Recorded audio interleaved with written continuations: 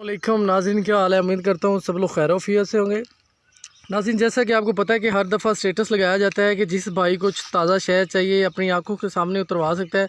और अल्हम्दुलिल्लाह शाह जी हैं और साथ में हारून भाई हैं। इन्होंने कहा था कि भाई आप जब भी जाएँ शहद लेने तो हमें साथ ले के जाएँ।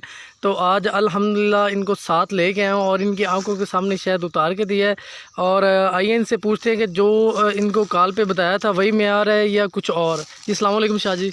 जी माशाल्लाह जी, अस्सलाम वालेकुम वरहमतुल्लाह। जनाब, ये जब हमने सफ़र शुरू किया है तो ऐसा लगा है कि हम मरी जा रहे हैं, मरी जा रहे हैं। तो ये मोड़ खुंडा के करीब एक जंगल है और माशाल्लाह वहाँ जगह जगह जो है वो शहद लगा हुआ है जो इनके कंट्रोल में है, हर बंदा नहीं उतार सकता। जी तो वल्लाह ये बहुत खूबसूरत शहर है। जी हारून साहब, आप बताएं शहद के बारे में, कैसा शहद है। जी, मोड़ खुंडा में जिस तरह अबू बकर साहब शायद खालिश शहद दे रहे हैं, हमने पहले इस तरह आज तक नहीं देखा। ये पहली दफ़ा शाह साहब और हम इनके साथ आए हैं और बड़ा अच्छा तजर्बा रहा। खालिश शहद, बिल्कुल इसमें कोई मिलावट नहीं। जज़ाकल्लाह से।